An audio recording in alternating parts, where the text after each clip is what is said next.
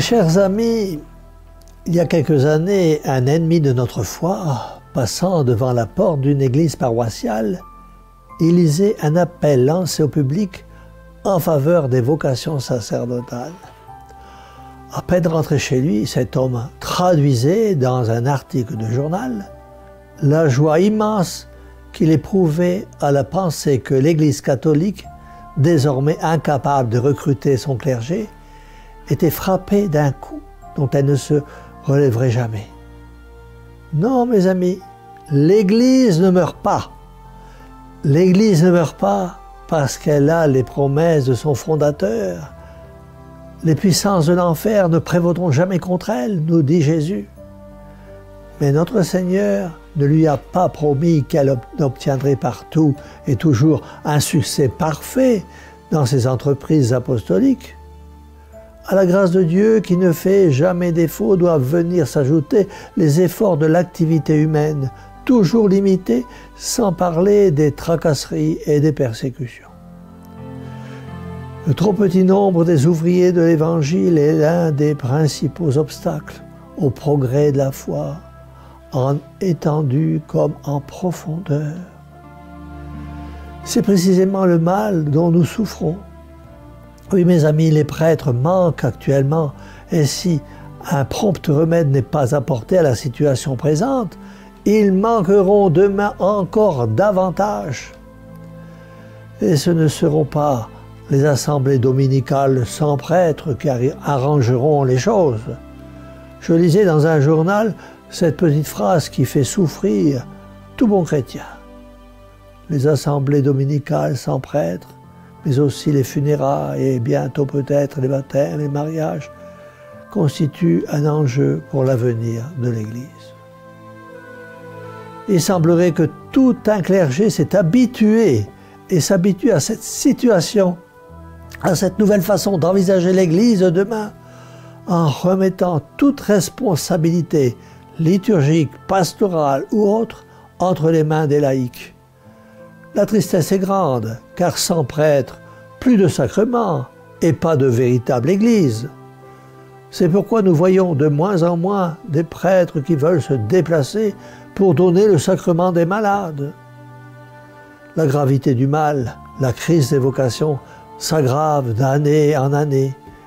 Il serait à souhaiter que le clergé et les fidèles comprennent la gravité du mal, qu'ils unissent leurs efforts, leurs prières et leurs aumônes pour avoir bientôt la consolation de voir les séminaires se repeupler. Pourquoi donc, mes amis, se préoccupe-t-on si peu du recrutement sacerdotal? À mon avis, pour 3 raisons. Parce que l'on ne prend pas conscience du manque de prêtres et que désormais la mode est de se reposer sur les laïcs. Parce que l'on ne prie pas assez la mère du sacerdoce, la Vierge Marie. Parce que l'on comprend mal le prêtre et le véritable rôle du prêtre.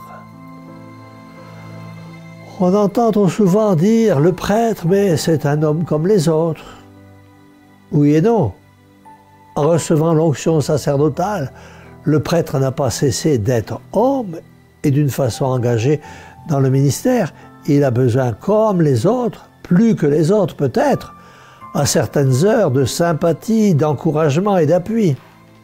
En cela, il est homme comme les autres.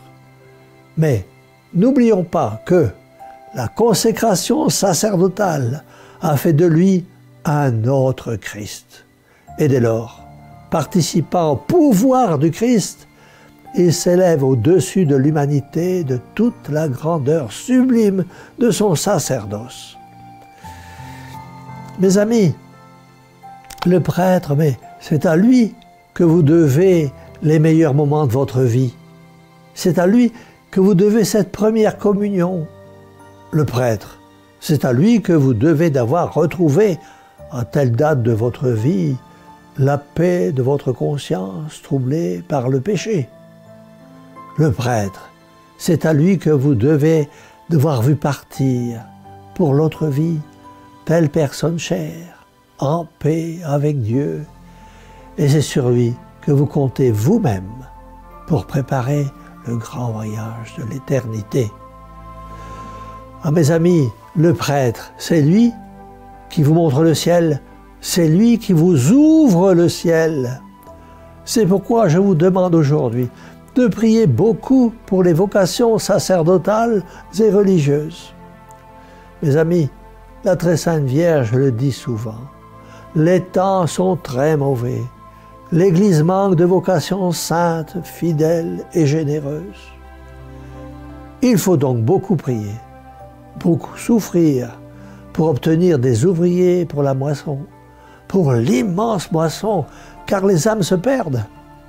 Qui donc, si ce n'est le prêtre, qui les ramènera dans le droit chemin qui conduit à la vie éternelle? Je terminerai en vous citant les écrits du Saint-Père Jean-Édouard Pope de Belgique, qui vécut profondément son sacerdoce et qui ne fut pas épargné par la persécution. Seigneur Jésus, faute d'une levée de saints prêtres, comment recueillons-nous le fruit de votre mort en croix, de votre Eucharistie, du sang que vous avez répandu? Nous perdons les enfants. Envoyez-nous de vos prêtres. Les pauvres s'égarent et s'enlisent dans leur sort. On les oublie. Envoyez donc vos prêtres. À quand les prêtres à votre image, Jésus? À quand les prêtres pour les pauvres? À quand les prêtres des mansardes, les prêtres des petits, les prêtres des taudis? Quand donc viendront-ils? Ne voyez-vous pas, Seigneur, que d'innombrables âmes se fourvoient dans l'esprit du monde, par légèreté et soif de jouissance, par indifférence, jusqu'à l'infidélité et l'incrédulité? Jésus, donnez-nous des prêtres animés de l'esprit des apôtres, pauvres parmi les pauvres, petits avec les petits. Quand donc viendront-ils? Les prêtres vivant parmi les pauvres, les prêtres allant de porte en porte, cherchant les brebis dans les banlieues de misère et de péché. Que tarde-t-il à venir, Seigneur? Encore pour des milliers d'hommes, votre sang paraît avoir été versé en vain. Le monde court-il à son anéantissement spirituel? Est-ce la faute des enfants si leurs parents sont inaptes à leurs tâches et si leurs prêtres ne sont pas des saints? Seigneur, c'est vous qui envoyez les prêtres, les vôtres. Envoyez-nous donc de vrais prêtres, les pauvres, les saints.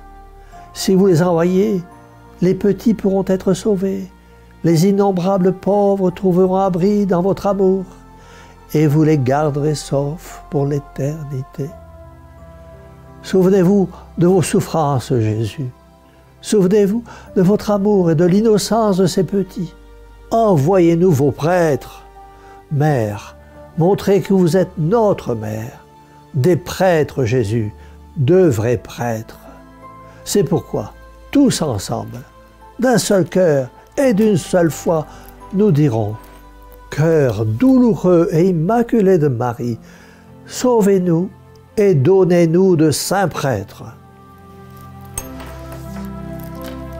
Et que la bénédiction du Dieu Tout-Puissant, Père, Fils et Saint-Esprit, descende sur vous tous et y demeure à jamais. Ainsi soit-il.